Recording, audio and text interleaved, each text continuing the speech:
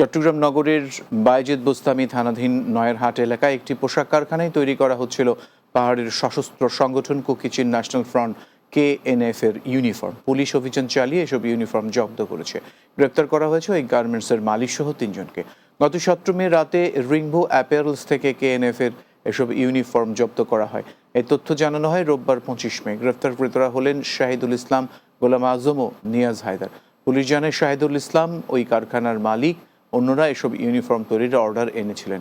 এই ঘটনায় গত 18 মে 4 জনকে আসামি করে বায়েজিদ বোস্তামি থানায় মামলা দায়ের করা হয়েছে। চট্টগ্রামে আন্তর্জাতিক বাণিজ্য মেলার উদ্বোধন করা হয়েছে রোববার সকালে নগরের কাজীর দেউরি ইন্টারন্যাশনাল কনভেনশন সেন্টারে 10 দিন ব্যাপী এই মেলার উদ্বোধন করা হয়। অনুষ্ঠানে প্রধান অতিথি ছিলেন Chittagong city mayor doctor Shahadat Hossain. এ সময় উপস্থিত ছিলেন চট্টগ্রাম মহানগর বিএনপির সাবেক সাধারণ সম্পাদক আবুল হাশেম বক্কর, মিয়া ট্রেড ইন্টারন্যাশনালের ব্যবস্থাপনা পরিচালক মোহাম্মদ ইসাক মিয়া, পাকিস্তানি ব্যবসায়ী আফসা মনসুর, মিয়া ট্রেড ইন্টারন্যাশনালের ম্যানেজার তানভীর আহমেদ সহ অন্যরা। মেলায় বাংলাদেশ, ভারত, পাকিস্তান, থাইল্যান্ড, চীন ও ইরান সহ বিভিন্ন দেশের উদ্যোক্তা ব্যবসায়ীরা অংশ নিয়েছেন।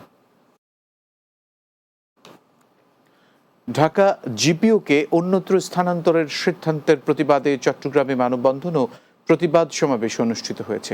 চট্টগ্রাম নিউ মার্কেট সংলগ্ন জিপিও চত্বরে মানববন্ধন ও প্রতিবাদ সমাবেশ অনুষ্ঠিত হয়।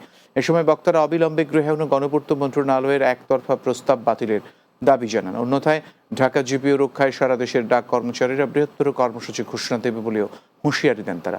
এতে বক্তব্য রাখেন চট্টগ্রাম জিপিওর senior postmaster Mohammad Abdullah, deputy postmaster general Sharif Mohammad Saifullah, সহকারী postmaster general Mohammad Shahjahan সহ অন্যরা।